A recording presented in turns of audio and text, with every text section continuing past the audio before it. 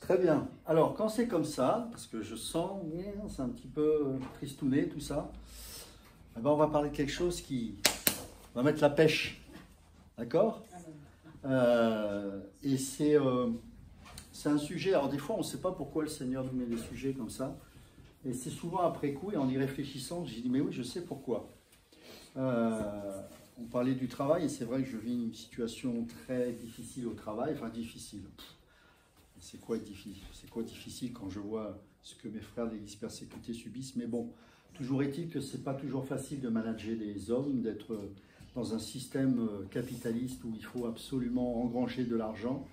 Comment manifester sa foi, comment garder les valeurs chrétiennes, c'est pas toujours simple. Comment faire face à l'incompréhension, parce qu'il y a des choses que vous serez amené à faire où vous serez forcément incompris, tant par ceux que vous managez, tant que par ceux qui vous dirigent. C'est comme ça, et il faut l'accepter. Si on n'est pas prêt à ça, ben, il faut demander l'aide du Seigneur, parce qu'en tant qu'enfant de Dieu, on doit être prêt à ça. On est des soldats, on n'est pas, c'est pas un monde de bisounours. Et je sais qu'aujourd'hui, on a tellement édulcoré l'évangile que ça ne ressemble plus à grand-chose, sinon un immense grand barbe à papa. Vous savez, la barbe à papa, c'est particulier. Il n'y a rien comme matière. Vous n'avez jamais remarqué, il n'y a rien. En fait, c'est du sucre. Et puis qu'on gonfle comme ça, et quand vous prenez ça, il n'y a rien. C'est collant, c'est pas bon. Voilà. Donc, non, c'est pas un barbe à papa, l'évangile. Donc, il faut y être prêt.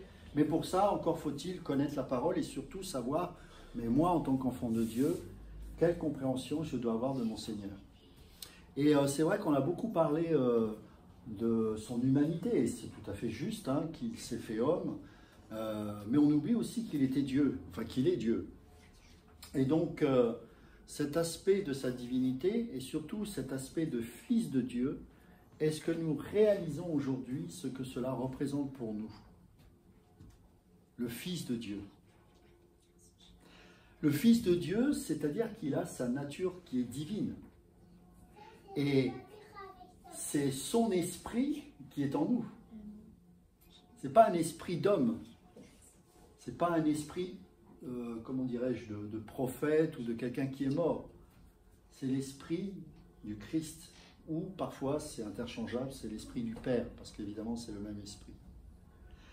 Et donc, je voudrais qu'on prenne ensemble un passage qui est déterminant, puisque c'est à partir de ce passage que je dirais que l'Église va être définie en 2-3 mots, hein, s'ils sont très clairs et très puissants. Et c'est dans Matthieu chapitre 16, verset 13, et on va lire peut-être un peu plus loin aussi pour bien saisir le contexte. Matthieu chapitre 16.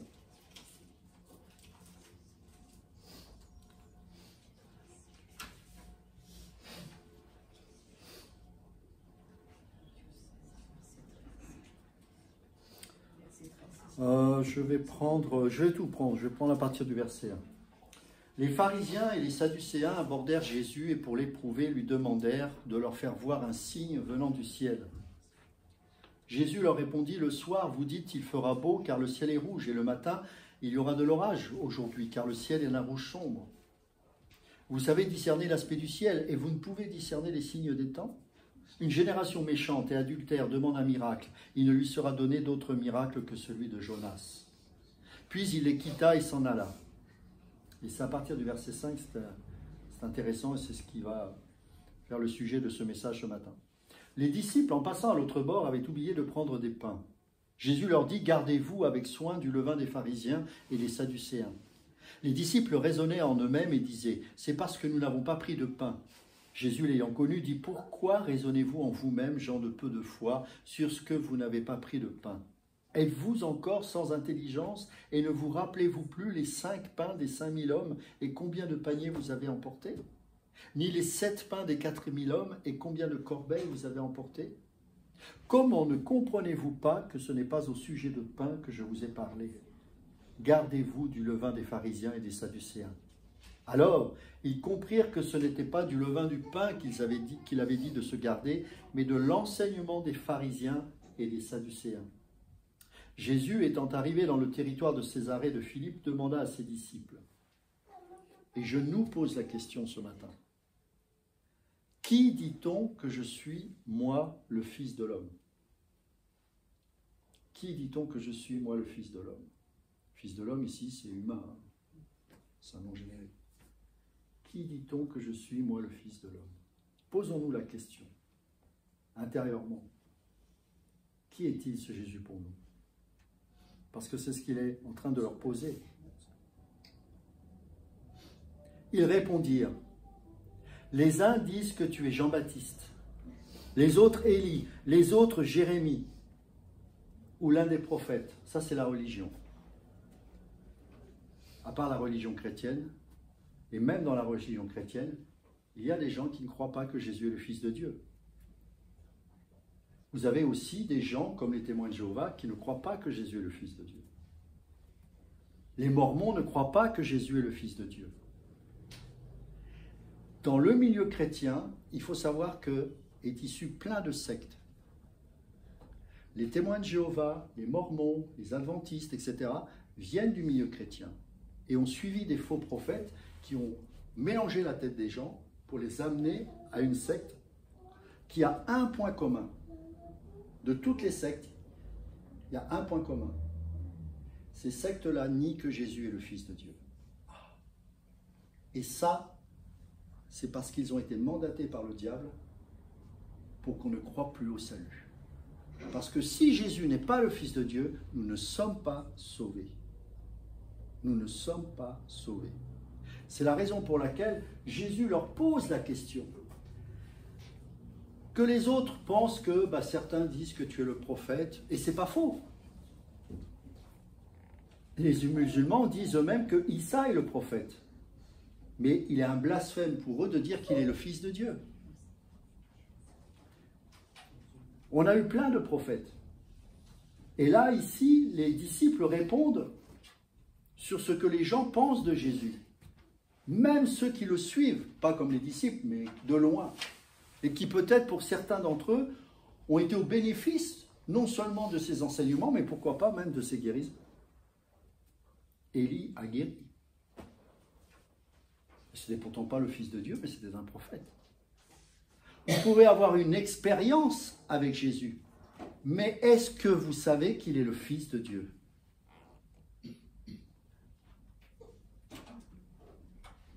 Et là, maintenant, il se retourne vers ses disciples. Ses disciples. Et vous, leur dit-il, qui dites-vous que je suis? Et vous, qui dites-vous que je suis? Et là, quelque chose d'extraordinaire se passe au verset 16, et qui va être la clé centrale de la définition de ce qu'est l'Église. Simon-Pierre répondit, tu es le Christ, le Fils du Dieu vivant. Jésus, reprenant la parole, lui dit, tu es heureux, Simon, fils de Jonas, car ce ne sont pas la chair et le sang qui t'ont révélé cela, mais c'est mon Père qui est dans les cieux. N'expliquez pas intellectuellement le fait que Jésus soit le Fils de Dieu. Il nous faut la révélation de Dieu lui-même. Il nous faut l'Esprit de Dieu pour comprendre que Jésus n'est pas qu'un prophète, mais qu'il est bien le Fils de Dieu. Simon-Pierre n'a pas réfléchi intellectuellement, il a reçu de la part du Seigneur cette révélation qu'il n'était pas qu'un prophète, mais qu'il était bien le Fils de Dieu. Et c'est pour ça que Jésus dira de lui, tu es heureux Simon, car ce ne sont pas la chair et le sang qui t'ont révélé ces choses. C'est moi. C'est Dieu. C'est mon Père qui est dans les cieux. Et moi, je te dis que tu es Pierre. Et c'est là où les catholiques n'ont rien compris. Pierre, ici, c'est pas que l'Église s'est établie sur l'apôtre Pierre, mais sur la confession de ce que Pierre a déclaré. En plus, il y a un jeu de mots, je ne sais pas si c'est le terme qu'on peut utiliser, mais il y a une manière de jouer sur les mots avec le mot Pierre. Tu es Pierre, Pétros. Nous sommes tous des pierres vivantes. Et que sur cette pierre Pétra, qui est le rocher, c'est-à-dire cette confession, je bâtirai mon église. Alors là, il y aurait plein de choses à dire. J'ai déjà fait des enseignements, des dizaines de vidéos à suivre sur ça, et je pense que ce ne serait même pas suffisant. Il y a tellement de choses à dire sur ce sujet. Et moi, je te dis que tu es pierre, et que sur cette pierre, je bâtirai mon église. L'église, mes amis, se bâtit sur le fait que Jésus est le Fils de Dieu. Si vous allez dans une assemblée et qu'il y a un doute là-dessus, ce n'est pas une église. Ce n'est pas une église. L'église a pour confession la divinité de Christ et qu'il est le Fils de Dieu. Ce n'est pas une église. Appelez ça comme vous voulez, mais ne l'appelez pas église. Nous blasphémons en disant ces choses. Car Jésus a dit « je », c'est-à-dire Dieu. Il n'y a que Dieu qui peut bâtir son église. Pas un prophète, pas un homme. Un homme peut bâtir une religion, une confession, une secte, tout ce que vous voulez. Mais pas une église, parce que l'église est un bâtiment ou un édifice spirituel construit par des pierres que nous sommes et calé sur la pierre angulaire qui est Christ, sur la confession que Jésus est le Fils de Dieu.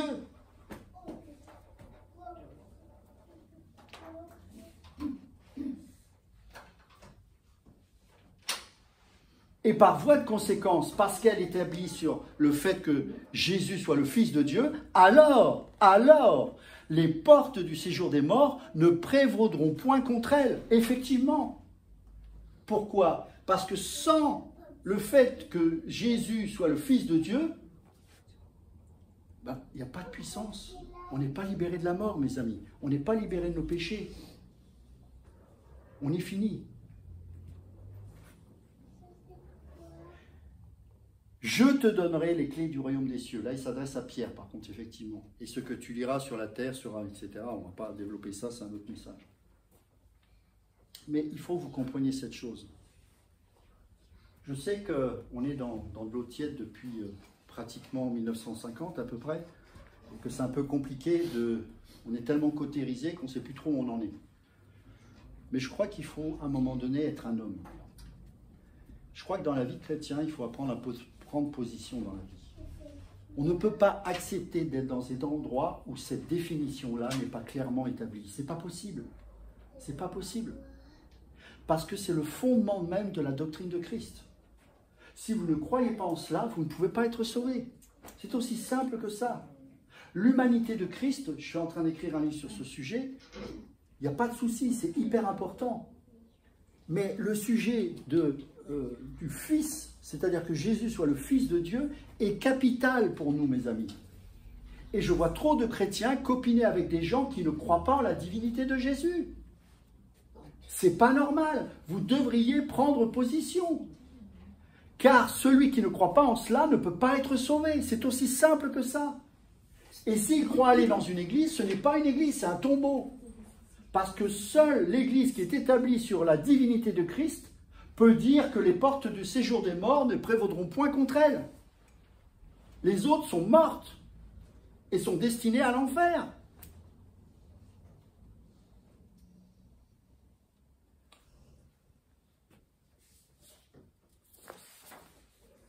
C'est quoi les conséquences si on ne croit pas que Jésus est le Fils de Dieu? Absence de salut divin. La foi chrétienne repose sur l'idée que Jésus, en tant que Dieu incarné, a offert un sacrifice parfait pour expier les péchés de l'humanité. Si Jésus n'était qu'un homme, son sacrifice n'aurait pas la portée universelle et divine nécessaire pour réconcilier l'humanité avec Dieu. Le salut tel qu'entendu dans le christianisme ne serait pas possible.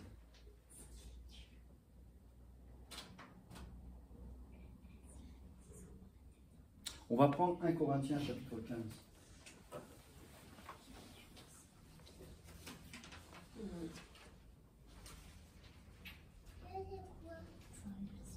« 1 Corinthiens chapitre 15. Verset 13. « S'il n'y a point de résurrection des morts, Christ non plus n'est pas ressuscité. Et si Christ n'est pas ressuscité, notre prédication est donc vaine, et votre foi aussi est vaine. Il se trouve même que nous sommes de faux témoins à l'égard de Dieu, puisque nous avons témoigné contre Dieu qu'il a ressuscité Christ, tandis qu'il ne l'aurait pas ressuscité, si les morts ne ressuscitent point. Car si les morts... oui, ça j'ai dit. Verset 16. Car si les morts ne ressuscitent point, Christ non plus n'est pas ressuscité. Et si Christ n'est pas ressuscité, votre foi est vaine, vous êtes encore dans vos péchés. Vous êtes encore dans vos péchés. Et par conséquent aussi, ceux qui sont morts en Christ sont quoi? Perdus. Si c'est dans cette vie seulement que nous espérons en Christ, nous sommes les plus malheureux du monde. Moi, je vois beaucoup de chrétiens qui vivent comme si Jésus n'était pas le Fils de Dieu. La terre, la terre, la terre, la terre, la terre. Je veux, je veux, je veux. Mes amis, ce n'est pas la terre dont nous avons besoin, c'est le ciel. Et plus on recherche la terre, plus on se conforme à cette terre. Et pourtant, il est dit, ne vous conformez pas au siècle présent, mais soyez transformés par le renouvellement de votre intelligence, afin que vous discerniez quoi? Ce qui est bon, agréable et parfait.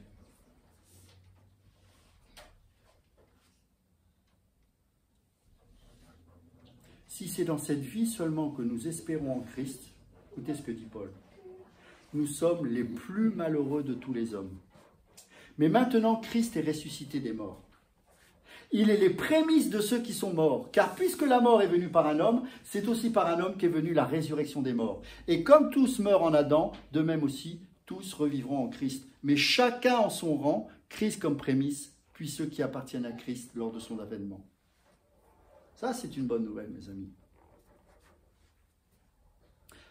L'autre conséquence, c'est la perte de l'autorité divine. Les enseignements de Jésus sont inspirants en tant que prophète. Même des païens reconnaissent que Sarkozy lui-même a fait une confession qu'il aimerait un jour rencontrer le Seigneur, pas de manière sincère, mais juste pour voir l'homme qu'il est, parce que lui-même reconnaît qu'il est impressionnant par ses enseignements, par sa doctrine. Mais si on s'arrête juste à ça, ça n'a pas l'autorité absolue d'un Dieu. Il serait, ces enseignements, comparables à ceux d'autres figures spirituelles ou philosophiques, comme par exemple Socrate ou Bouddha, mais sans la garantie d'une vérité divine. Les chrétiens n'auraient pas de raison théologique de les suivre comme une révélation unique. Combien de chrétiens disent « Ah, mais de toute façon, même le pape dit « Toutes les religions mènent à Dieu ». Ah bon? Ça, c'est l'antéchrist qui parle, mais ce n'est pas un homme de Dieu. Jésus a dit « Je suis le chemin, la vérité et la vie. Nul ne vient au Père que par moi. » C'est aussi simple que ça. Pourquoi? Parce que lui seul est le Fils de Dieu. Bouddha n'est pas le Fils de Dieu. Mahomet n'est pas le Fils de Dieu. Moïse, le grand prophète, n'est pas le Fils de Dieu. Jésus est le Fils de Dieu. Et pour recevoir l'éternité, il faut recevoir l'Esprit de l'Éternel. Jésus est le Fils de Dieu. Si on ne croit pas que Jésus est le Fils de Dieu, évidemment, comme on l'a lu, il n'y a plus de résurrection. Alors que la résurrection du Seigneur, c'est un pilier du christianisme. Pourquoi? Parce que ça prouve sa victoire sur la mort et sur le péché. Si Jésus était un simple homme, sa résurrection serait improbable, voire impossible, privant les chrétiens de l'espérance éternelle, de la vie éternelle. Comme on l'a lu tout à l'heure, si Christ n'est pas ressuscité, votre foi est vaine. Regardez ce qu'il est dit dans Romains chapitre 6.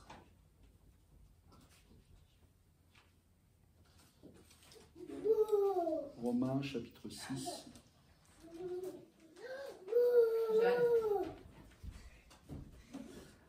Que dirons-nous donc? Demeurerions-nous dans le péché afin que la grâce abonde? Loin de là. Nous qui sommes morts au péché, comment vivrions-nous encore dans le péché? Ignorez-vous que nous tous qui avons été baptisés en Jésus-Christ, c'est en sa mort que nous avons été baptisés? Nous avons donc été ensevelis avec lui par le baptême en sa mort, afin que, comme Christ est ressuscité des morts par la gloire du Père, de même nous aussi nous marchions en nouveauté de vie. Pas de nouveauté de vie s'il n'est pas ressuscité. En effet, si nous sommes devenus une même plante avec lui par la conformité à sa mort, nous le serons aussi par la conformité à sa résurrection, sachant que notre vieil homme a été crucifié avec lui, afin que le corps du péché fût détruit, pour que nous ne soyons plus esclaves du péché, car celui qui est mort est libre du péché. Or, si nous sommes morts avec Christ, nous croyons que nous vivrons aussi avec lui, sachant que Christ, ressuscité des morts, ne meurt plus. La mort n'a plus de pouvoir sur lui. Quelle espérance, mes amis. Sans la résurrection, il n'y a pas ça. C'est l'effondrement de la Trinité. Car c'est cette Trinité-là, ou appelez-la autrement si ça vous gêne, mais c'est quand même le principe, qui définit Dieu comme Père, Fils et Saint-Esprit. Et cette notion-là s'effondrerait littéralement. Il y a un seul Dieu. Mais Dieu le Père, Dieu le Fils et Dieu le Saint-Esprit sont en parfaite harmonie et communion. Vous enlevez ça, vous détruisez tout. Ça transformerait fondamentalement la conception chrétienne de Dieu, réduisant une vision unitaire, voire modaliste. C'est aussi la fin de la relation unique avec Dieu. Pourquoi? Parce qu'il est le seul intermédiaire qui nous permet d'accéder à Dieu.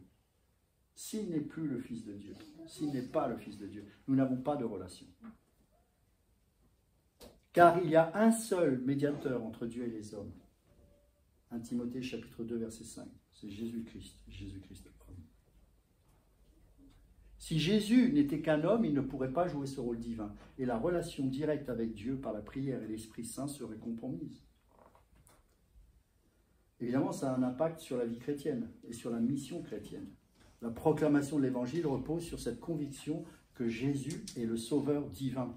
Sans cette divinité, l'élan missionnaire du christianisme perdrait sa raison d'être. Car il n'y aurait plus de message. On serait que des philosophes, en fait. On écrirait des livres de philosophie chrétienne. Mais on ne serait pas prêt à mourir pour quelque chose, sachant qu'il n'y a pas d'éternité en cela. Le christianisme serait réduit en fait à une philosophie. Ça deviendrait une éthique, une philosophie humaniste basée sur les enseignements d'un homme sage, un peu comme Bouddha, comme Confucius, mais sans la dimension surnaturelle. Il perdrait son caractère de foi en un Dieu incarné et ressuscité. En fait, si Jésus n'était qu'un homme, le christianisme tel qu'il existe aujourd'hui n'aurait plus de fondement théologique. Il se réduirait à une morale ou à une spiritualité parmi d'autres, sans la promesse du salut, de la résurrection ou d'une relation unique avec Dieu. D'ailleurs, cette perspective est d'ailleurs évoquée par certains théologiens critiques, mais elle est incompatible avec la foi chrétienne orthodoxe.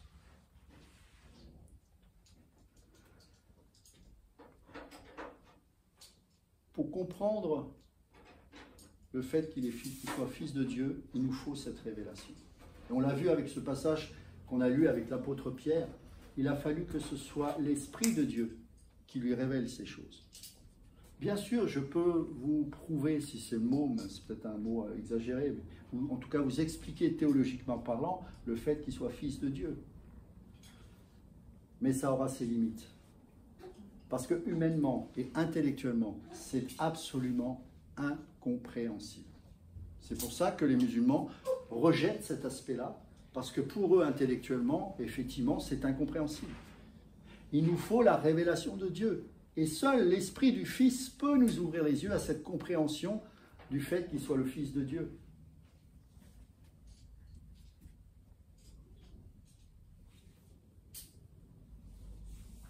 Alors, bien sûr, il y a des gens qui, eux, à contrario, font abuser de cette doctrine du Fils de Dieu en disant, mais puisqu'il est le Fils de Dieu et que nous avons reçu l'Esprit du Fils, nous sommes Dieu. Vous avez peut-être déjà entendu ça. Les petits dieux, hein, la théologie de Copeland, ou les ICC, Castanou, tous ces gens-là, ils croient en ça. Vous êtes Dieu. Est-ce que vous croyez sincèrement que vous êtes Dieu? Non. Et on ne le sera jamais, même au ciel, mes amis. Mais vous savez ce que ça veut dire derrière ça? Tous ces gens qui croient en cette théologie sont comme les pharisiens ou les moqueurs sur la croix de Jésus. Rappelez-vous dans Matthieu chapitre 27, verset 40. Si tu es le Fils de Dieu, descends de la croix. Vous savez ce que ça veut dire cette théologie? J'espère que vous réalisez le blasphème que c'est et où ça nous mène. Si tu es le Fils de Dieu, tu peux te réaliser ici-bas. Tu peux créer ton entreprise, tu peux être riche, tu peux être ceci, tu peux être cela. Derrière, ça veut dire, fais descendre de la croix ta vie qui est censée être crucifiée. Luc chapitre 9, verset 23, si quelqu'un veut venir après moi, qu'il renonce à lui-même, qu'il se charge chaque jour de sa croix. Et voilà, on peut suivre Christ, mais précédemment, il y a des étapes à franchir. C'est celle-ci. On fait descendre Jésus de la croix en pensant qu'on est Dieu. Pourquoi? Parce que derrière ça, c'est un prétexte pour vivre selon la chair. C'est ce que Paul essaiera de dire aux Galates. N'utilisez pas cette liberté que vous avez reçue en Christ pour vivre selon la chair.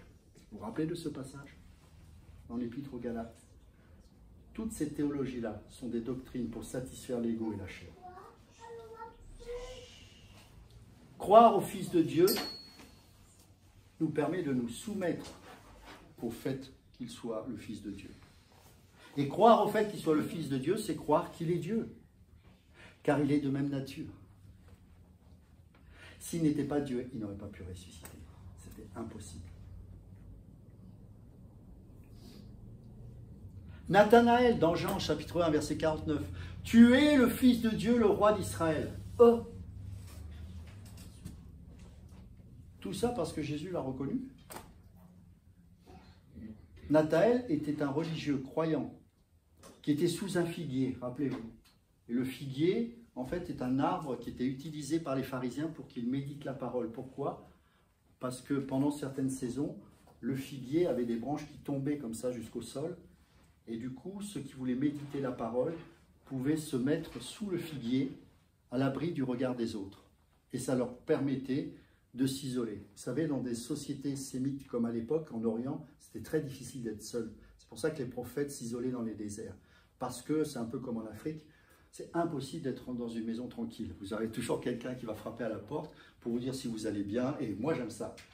Mais donc, ça a créé des situations où il fallait qu'ils trouvent des endroits pour s'isoler. Et le figuier fait partie de cela. C'est peut-être pour ça que Jésus a dit, mais tu as cru juste parce que je t'ai dit, mais quand tu étais sur le figuier, sous le figuier, juste ça, ça suffit pour que moi j'ai cette parole de connaissance pour que tu crois que je sois le Fils de Dieu. En fait, c'est quoi? C'est que Dieu lui a révélé, comme Pierre, qu'il était le Fils de Dieu. C'était pas intellectuel. C'était pas intellectuel. Est-ce que vous savez que les esprits impurs reconnurent qu'il était le Fils de Dieu? Même eux reconnaissaient qu'il était le Fils de Dieu. Marc chapitre 3, verset 11.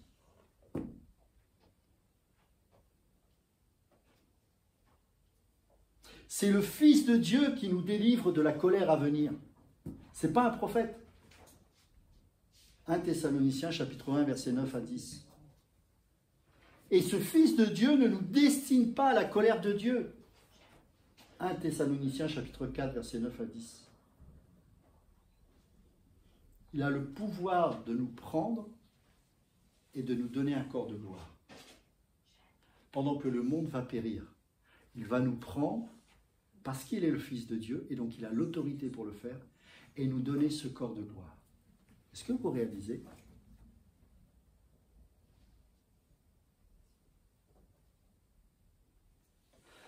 C'est une compréhension qui est fortement attachée à la Nouvelle Alliance ou au Nouveau Testament. Dans l'Ancienne Alliance, c'était difficile de comprendre ça, même s'il y a eu David qui a saisi, est-ce qu'il a eu la pleine révélation de cela, j'en sais rien. Mais en tout cas, dans certains psaumes, et dont un qui a été repris dans Hébreux chapitre 1, à partir du verset 1, on voit que cette divinité du Messie était perçue à peu près, mais c'est sous la Nouvelle Alliance qu'on a cette compréhension des choses. Laissez-moi vous lire un texte très court, juste une petite phrase, d'un théologien qui dira ceci. La rougeur qui se manifeste au coucher de l'Ancienne Alliance présageait la belle et splendide aurore du Nouveau Testament, et de même que le lever de l'Église annoncé à l'horizon par des couleurs éclatantes présageait l'orage pour la synagogue incrédule. En fait, nous sommes porteurs d'une espérance extraordinaire. Ce soleil qui se lève un matin est resplendissant, c'est l'Église.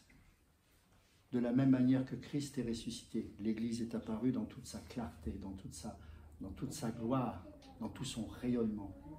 Car elle est apparue dans la puissance de la résurrection du Fils de Dieu. Vous vous rendez compte de ce privilège qui nous est confié de pouvoir véhiculer et porter ce message? N'utilisons pas cette parole pour la transformer, n'utilisons pas la pierre. Vous savez, quand Jésus a été tenté dans le désert et que le diable a dit, mais cette pierre, transforme-la en pain pour que tu puisses t'en nourrir. Combien de prédicateurs, combien même de chrétiens ont utilisé cette pierre qui est Christ pour en faire du pain? Pour en faire du pain. Alors qu'il est le Fils de Dieu. Et que ce dont nous avons besoin, c'est de la nourriture céleste. Pour une vie céleste. Une vie céleste, ici-bas, c'est vivre différemment du monde.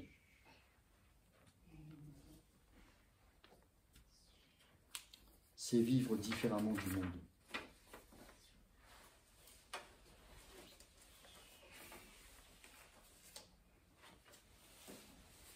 Cette relation de Jésus, Fils de Dieu, nous donne quelque chose de très précieux pour notre vie, qui est la paix. C'est un modèle pour notre vie. Jésus, étant à la fois Dieu et homme, incarne l'exemple parfait d'amour, d'humilité, de pardon, d'obéissance à Dieu. Un prophète est imparfait. Un prophète peut être colérique parfois. Un prophète peut avoir ses travers, y compris les prophètes bibliques. Tous les prophètes de l'Ancienne Alliance n'étaient pas des êtres parfaits. Élie était colérique. Samuel n'a pas été un père exemplaire. C'est la raison, c'est pas la raison principale, mais il aurait pu avoir des enfants qui auraient pris la succession en tant que juge. Mais on est passé à une royauté. Élie, l'autre, là c'était le Lévite, je ne parle pas du prophète, était aussi un mauvais père. C'était des hommes, tout simplement. Donc vous ne pouvez pas avoir 100% de confiance envers un homme. Je suis très méfiant avec l'esprit partisan de l'être humain. Quand je dis par exemple, c'est très étrange, je pense que parfois, je me demande si ce n'est pas spirituel. Je discute avec une personne, j'échange sur un débat d'idées, je ne suis pas d'accord avec telle idée et je pense telle chose. Ah ben si tu penses ça, alors ça veut dire que tu es de tel parti. Je dis mais j'ai le droit de ne pas penser la même chose que toi sans pour autant être affilié à un mouvement qui croit une partie de ça, mais le reste je rejette. Vous voyez, on n'est pas capable de penser librement en fait. C'est cette histoire de connaissance du bien et du mal en permanence. Si tu n'es pas avec les Indiens, tu es forcément avec les cow-boys. Mais les Indiens sont pécheurs, ils sont privés de la gloire de Dieu, et les cow-boys sont pécheurs, ils sont privés de la gloire de Dieu. Donc on va où avec ça? Je ne choisis pas un parti. Regardez, je prends un personnage que moi j'aime beaucoup, qui s'appelle Général de Gaulle. On va dire, t'es gaulliste? Mais non, parce que de Gaulle a fait aussi des choses pas terribles. Parce que c'était un homme. Prenons un théologien Calvin que j'aime énormément. Mais il n'a pas fait que des choses superbes. Comment tu peux croire en telle doctrine alors que, mais toi, est-ce que tu es parfait et pourtant j'ai une relation avec toi? Donc on ne peut pas avoir confiance en un homme, aussi grand prophète soit-il, ni Bouddha, ni Mahomet, ni Confucius, ni tout ce que vous voulez. Mais Jésus, on peut, parce qu'il est parfait. Et en tant que fils de Dieu, il n'y a rien, je dis absolument rien d'impur, rien de faux, rien d'hypocrite. Il aime parfaitement, il aime totalement, il aime passionnément, il est saint, il est 3 fois saint. Il n'y a pas un soupçon d'impureté dans sa vie. Il est éternel, il est patient, bref, on peut parler de tous les attributs de Dieu. Et c'est ce qui donne la paix dans notre cœur. C'est ce qui fait qu'on peut toujours se tourner vers lui. Je suis toujours sidéré de voir les gens qui idolâtrent des hommes de Dieu en permanence. Je dis, mais il y a un souci. Les hommes de Dieu sont des conducteurs, mais ils ne sont pas là pour amener les gens à eux. Parle-nous de Dieu, parle-nous de Jésus. C'est lui qu'on a besoin de découvrir, c'est lui qu'on a besoin d'entendre, c'est lui qu'on a besoin de voir, car on peut le voir avec le cœur. Notre cœur ne brûlait-il pas au-dedans de nous, Luc 24, lorsqu'il nous expliquait, Herménoïa, les Écritures? Quand quelqu'un explique les Écritures, le cœur doit brûler. Parce que ça ravive Jésus. Et pas qu'en tant qu'homme, mais aussi en tant que fils de Dieu, et donc Dieu. Ça nous donne cette assurance du salut. Parce que si Jésus nous a sauvés, on est sauvés parfaitement. Puisqu'il est Dieu. Un philosophe, un prophète, il vous sauve de quoi? En quoi respecter sa philosophie va vous donner la vie éternelle? En quoi vous allez avoir l'assurance que si vous obéissez à tout ce qu'il va vous communiquer dans ses livres de sagesse, va vous assurer la paix pour l'éternité? C'est impossible. La divinité de Jésus garantit que son sacrifice sur la croix a le pouvoir de pardonner vos péchés. En plaçant votre foi en lui, vous pouvez vivre avec la confiance que vos erreurs sont pardonnées et que vous êtes accepté par Dieu, ce qui peut alléger les sentiments, par exemple, de culpabilité ou d'insécurité. Qu'est-ce qui fait que je suis en paix? Qu'est-ce qui fait que, parfois, oui, je peux faire des erreurs? Ok, pardon Seigneur, mais on avance. On avance. Pourquoi? Parce que ce Jésus-là, c'est pas un prophète seulement, c'est le Fils de Dieu. Lui m'a pardonné. Donc je peux puiser en permanence dans ses ressources divines. Parce qu'il ne défaille point. Parce qu'il a vaincu la mort. C'est ce qui me donne cette assurance du salut. Vous allez dire quoi aux gens du monde si vous n'êtes même pas sûr d'être sauvés?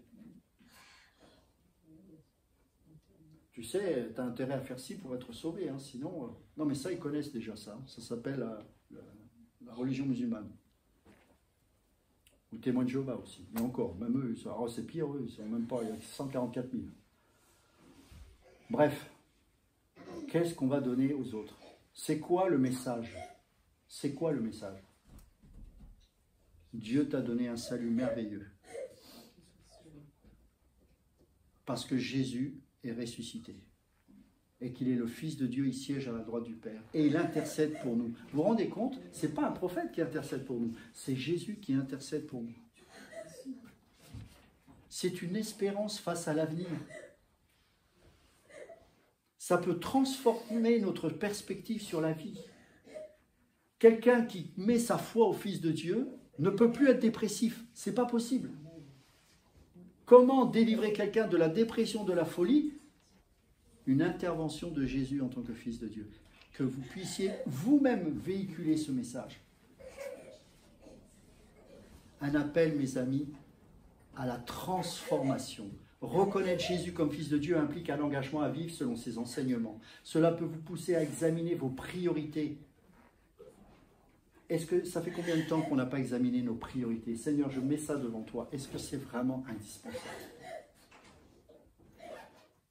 Et si je vois qu'il y a quelque chose à changer et que je dois changer, par exemple, je ne sais pas moi, un comportement, c'est parce que Jésus est le Fils de Dieu que j'ai la possibilité par la foi de croire qu'il va produire ce changement en moi et que je peux y mettre par voie de conséquence l'obéissance qui en découle.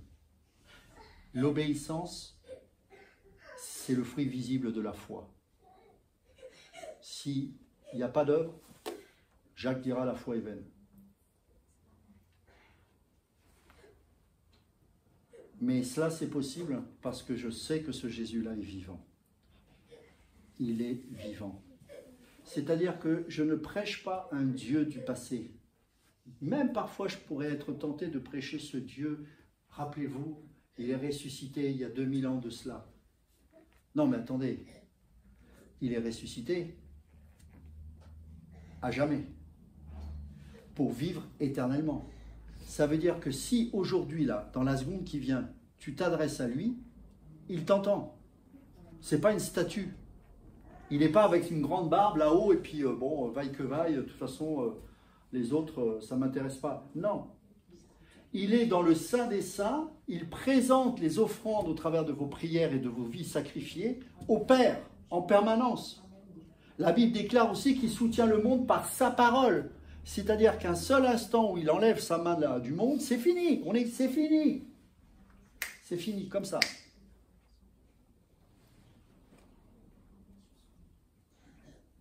C'est ce Jésus-là qui nous a ouvert les yeux un jour. c'est un appel à la transformation. Ça va nous pousser à aligner nos actions sur nos valeurs chrétiennes, comme par exemple la compassion, on en a parlé tout à l'heure, la justice, la générosité. C'est un soutien dans les épreuves. Je regardais la vidéo de Porte Ouverte, terrible de ce que certains chrétiens vivent dans certains pays. Et là, c'était, je crois que c'était en Birmanie, il me semble. C'est horrible ce qu'ils vivent, c'est horrible. Et quand j'entendais le pasteur parler, waouh, c'était pratiquement les mêmes phrases que certains pères de l'Église citaient dans le témoignage de... Quand vous savez, Eusèbe de Césarée a écrit un livre pour récolter tous les témoignages des chrétiens.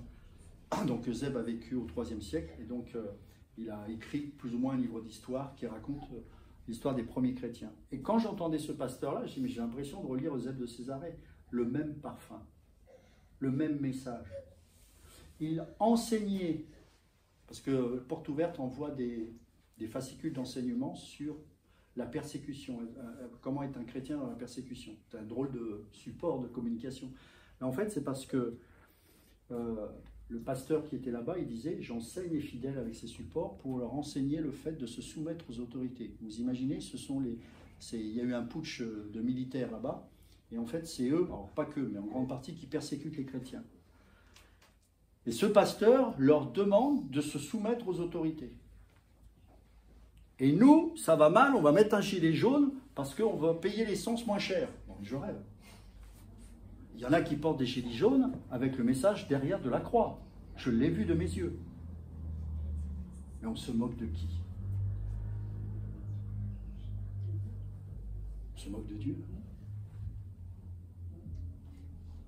Et quand je vois ce pasteur qui dit à ses frères, alors qu'ils sont tués par cette junte militaire, de se soumettre aux autorités, c'est-à-dire de prier, ben là en l'occurrence c'était prier, alors il y en avait qui avaient du mal, ça je peux comprendre, hein. Alors par contre là je comprends. Mais il disait non, nous devons prier pour eux. Et je retrouvais le parfum des premiers chrétiens, exactement le même parfum. Parce qu'ils avaient compris qu'il était le Fils de Dieu. Et vous savez, Jésus comprend vos luttes. Parce que ce n'est pas parce qu'on est dans un monde tiède qu'on n'a pas nos combats et nos souffrances. Bien sûr que nous avons aussi nos persécutions. Si vous n'êtes pas persécuté, posez-vous des questions. Parce que quelqu'un qui se positionne devant Dieu, automatiquement, c'est la persécution. Alors, peut-être qu'elle n'est pas aussi violente que là-bas, mais elle sera là. Pourquoi? Parce que le monde vomit Jésus. Et donc le monde vous vomira de la même manière. Parce que le Dieu de ce siècle ne supporte pas que le Dieu de l'univers utilise ses messagers pour annoncer la bonne nouvelle. Vous comprenez?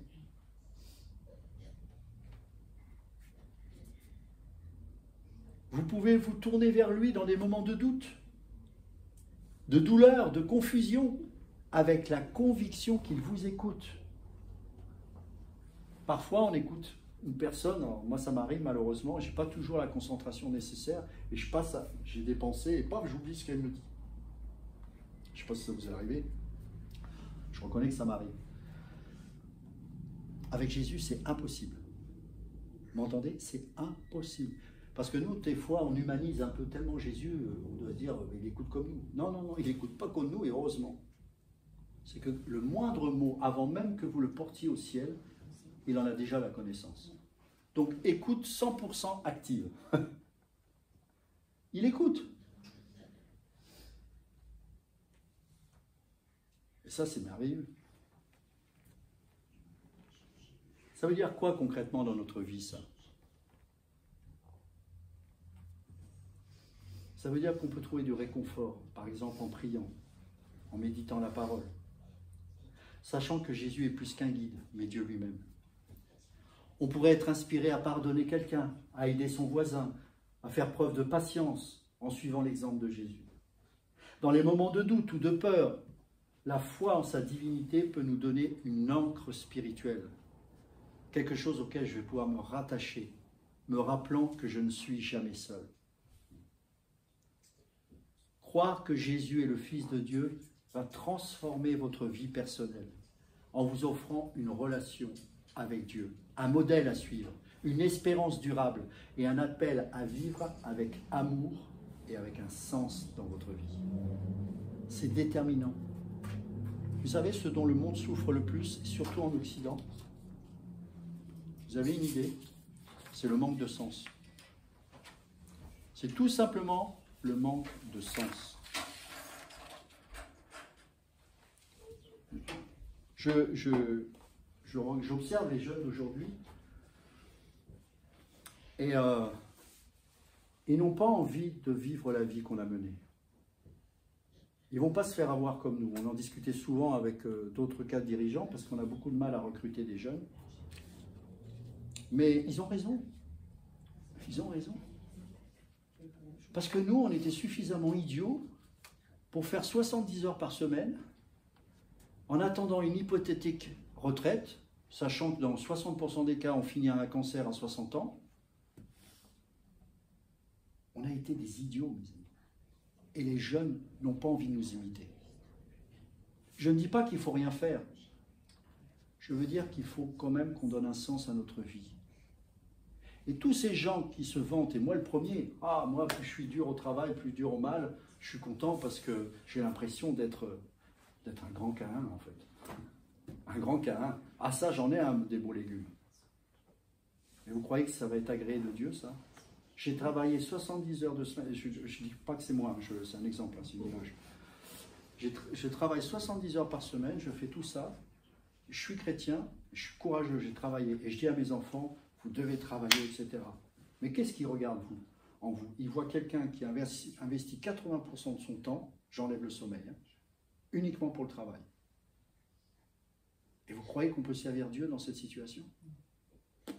On arrive, on est claqué, on est fatigué, on n'est pas de bonne humeur parce qu'on a été charnel, évidemment, parce que comme par hasard, c'est toujours des boulots, très souvent, la chair est titillée. C'est pas que la chair nous pousse, c'est pas que le travail est mauvais en soi, c'est que comme on n'a pas mis Dieu au centre, bah forcément on va au travail avec le même état d'esprit, c'est-à-dire que Dieu n'est pas au centre. Et ces jeunes, moi je le vois avec mes enfants, ils disent mais papa, c'est pas à 60 ans en espérant que j'y parvienne que je vais quand même vivre ma vie. Et ils ont raison. Je ne parle pas d'une vie où faire n'importe quoi.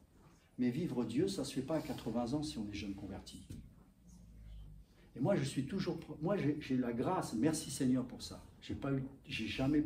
Dès que je me suis converti, je n'ai pas perdu de temps. Grâce à ces hommes de Dieu qui m'ont fait comprendre une chose. Et moi, je ne comprends pas cet état d'esprit dans l'Église aujourd'hui en général. C'est qu'une Église, c'est 80% de missionnaires. On forme des disciples, mes amis. Quand je suis rentré dans l'Assemblée, la première chose que j'ai vue, c'était un enseignement suffisamment solide qu'il allait me donner une transformation de vie intérieure qui me poussait à vivre non plus pour moi-même, non plus pour mon travail, mais pour la mission, pour les autres. Alors certains, tous ne sont pas appelés à être pasteurs, mais tous sont missionnaires. Nous sommes tous missionnaires, mes amis. Tu peux être une bénédiction dans ton travail, tu peux être... Oui, j'entends tout ça, mais à condition que ce soit vraiment un mandat de Dieu et que tu sois certain de ne pas te perdre dans ce travail. Je ne vous dis pas que vous ne devez plus travailler, hein. Ce n'est pas mon style, au contraire. Mais ce que je veux dire par là, c'est que soyons dans les bonnes priorités. Si on croit à un Dieu anonyme, ou si on croit que Jésus est un simple prophète, ça va être compliqué. Si, et je crois que c'est notre cas ici présent, on a tous reçu cette révélation que Jésus est Dieu et qu'il est le Fils de Dieu, ça doit impacter. Ça doit impacter.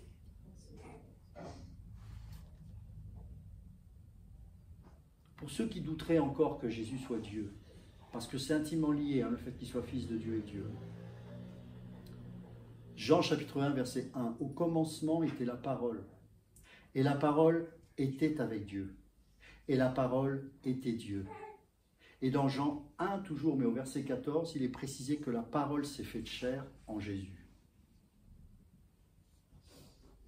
Jésus lui-même revendique une unité avec le Père. Moi et le Père, nous sommes un. Jean chapitre 10, verset 30. D'autres passages, comme Colossiens chapitre 2, verset 9, affirment qu'en lui habite corporellement toute la plénitude de la divinité. Jésus est appelé aussi Seigneur, en grec Kyrios. Et il faut savoir que c'est un titre utilisé pour Dieu dans l'Ancien Testament, et il recevait à ce titre des adorations. Par exemple, Thomas l'appelle mon Seigneur et mon Dieu, et il se met à l'adorer. Ça, c'est une attitude qu'avaient les prophètes de l'Ancien Testament et ceux qu'ils reconnaissaient quand il y avait le Seigneur qui se manifestait, c'est-à-dire Dieu. Jean chapitre 20, verset 28. Jésus accomplit des œuvres divines, des actes qui sont réservés à Dieu, comme pardonner les péchés. Seul Dieu peut pardonner les péchés, ressusciter les morts et promettre la vie éternelle.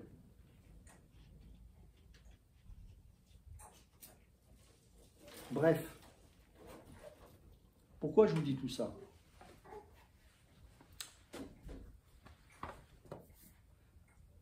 Personnellement, je n'aime pas me laisser manger par le monde. Je n'aime pas la torpeur, je n'aime pas la passivité. Quand c'est comme ça, je me fais violence, c'est-à-dire je me dis Seigneur, il y a quelque chose qui ne va pas. Il y a quelque chose qui ne va pas. Et je vous encourage juste, par exemple, de prendre une feuille de papier, vous mettez sur votre mur, et mettez un baromètre. Un baromètre spirituel, par exemple. Et dans la prière, demandez au Seigneur, là où je commence à me refroidir. Je sais pas, ça peut être, j'aime moins les gens. Quelque chose qui ne va pas dans ma relation avec les autres. Je commence à me recroqueviller sur moi-même. J'ai du mal à trouver du zèle dans ma foi. Concrètement, je n'arrive pas à voir où j'en suis aujourd'hui. On a le droit de le dire devant Dieu. Sinon, on ne peut pas avancer. Et prenez un temps pour Dieu. Éteignez le smartphone. Même moi, je lutte avec ce truc. Ça a été un drame pour l'humanité, le smartphone. Éteignez les portables. Éteignez la radio. Éteignez la télé. Même la louange. Arrêtez tout ça. Posez-vous devant Dieu, priez, le genou à terre. Si vous ne pouvez pas, c'est assis, peu importe. Dites Seigneur, qu'est-ce qui ne va pas dans ma vie? Tu n'es pas un prophète. Tu t'es révélé à moi. Rappelez-vous comment il a touché votre cœur. Ce n'était pas en tant que prophète, c'était en tant que Dieu. Il vous a donné le Saint-Esprit. Ce n'est pas Moïse qui vous donne le Saint-Esprit. Rappelez-vous ce jour-là. Et ne dites pas, c'est trop tard. Ça, c'est la chair qui parle. Dites Seigneur. Les choses anciennes sont passées, toutes choses sont devenues nouvelles. Peut-être que j'ai fait des bêtises, donc tu me montres peut-être telle ou telle ou telle chose. Maintenant, une fois que tu me montres ces choses, Seigneur, je me repens, première chose. Et ensuite, conduis-moi. Même si ça fait mal, parce que je vais vous dire quelque chose qui ne fait peut-être pas plaisir à entendre. Vous allez prendre des décisions qui ne vont pas vous faire plaisir.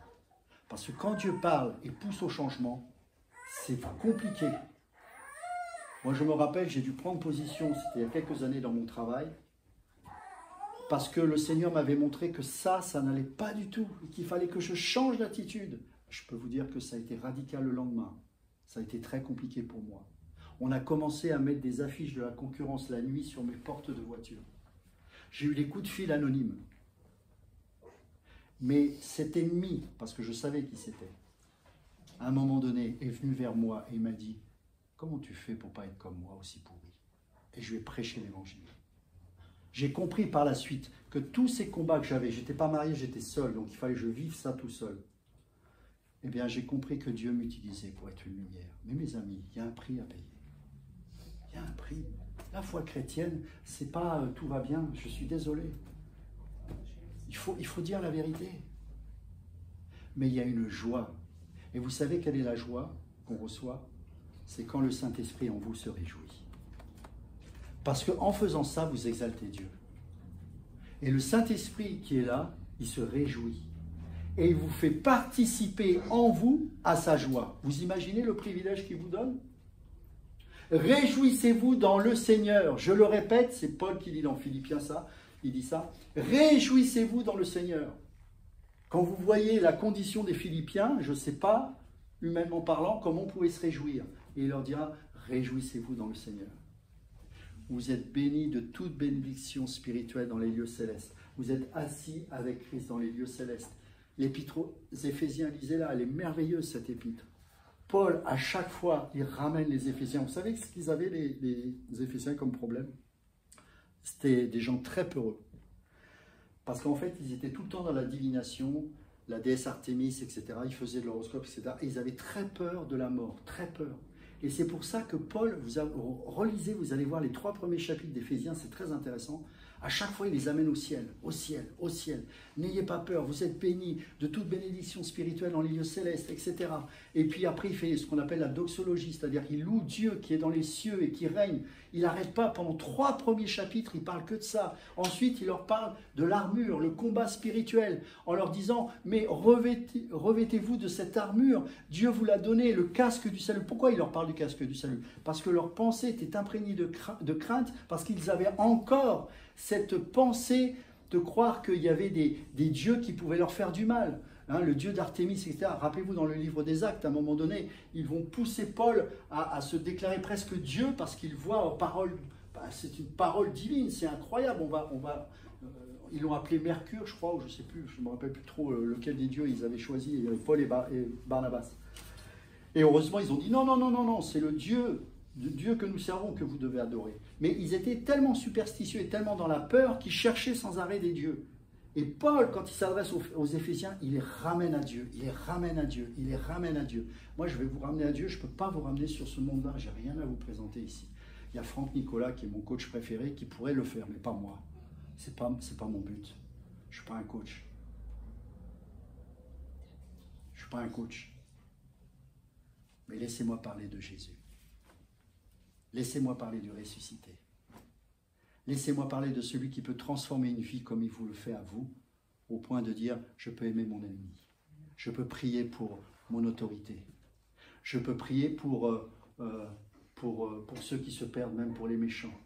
Je peux être une bénédiction pour celui ou celle qui souffre. Il n'y a pas besoin de sauver le monde. Jésus l'a fait. Choisissons juste une personne. Seigneur, en quoi je peux être une bénédiction? Il n'y a même pas...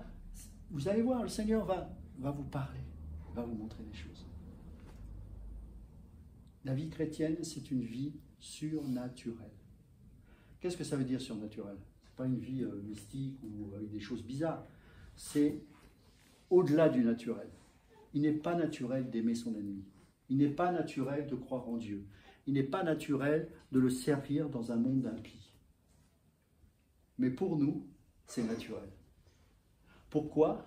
Parce qu'on a crucifié notre chair avec ses passions et ses désirs. Et Paul dira, ce n'est plus moi qui vis, c'est Christ qui vit en moi. Alors bien sûr, tout le monde me dit, on n'est pas tous appelés à être Paul. Derrière cette phrase, j'entends des excuses pour vivre selon la chair. Ça, c'est une phrase, quand j'entends ça, ça me dit, mais qui te dit de vivre comme Paul? Mais vis ta vie crucifiée. Ça ne veut pas dire que tu vas être crucifié à 100%, hein, ça va être compliqué, mais rentre dans ce combat. Rentre dans ce combat. Et les épreuves de ta vie, tu peux les voir comme une bénédiction dans le sens où ça va me faire grandir. Ça va crucifier ma chair de plus en plus. Et vous allez voir, et ça c'est surnaturel, c'est que plus l'épreuve monte, plus vous voyez quelque chose qui vous dépasse, une force spirituelle qui fait que wow, vous êtes capable de. C'est l'esprit. Et ça c'est possible parce que Jésus est le Fils de Dieu. Un religieux ne change pas et ne changera jamais. Oui, il va changer de comportement. Quelqu'un qui dilait du shit et qui devient musulman pratiquant mais à la dure, c'est sûr qu'il ne va plus fumer, mais il aura toujours le même sale caractère. Et malheureusement, beaucoup de chrétiens disent croire en Dieu mais ne sont pas transformés. Mais un enfant de Dieu qui a eu une rencontre personnelle avec son Seigneur et Sauveur n'est plus le même. Il ne vit pas de manière encore parfaite, parce que sinon il serait déjà au ciel, mais il y a eu un changement. Quelqu'un était par exemple révolté contre tout, il devient aimant. Je ne sais pas, il y a tellement de témoignages là-dessus. Et vous tous, certainement, vous avez dû être... Vous-même, vous pouvez témoigner de ce que Dieu a fait. Donc il y a un changement. Et ça, la religion, elle ne peut pas changer. L'Église évangélique ne peut pas changer. C'est Jésus, Fils de Dieu. Amen. Est-ce que vous êtes d'accord avec ça? Ouais. En fait, je vous partage ça parce que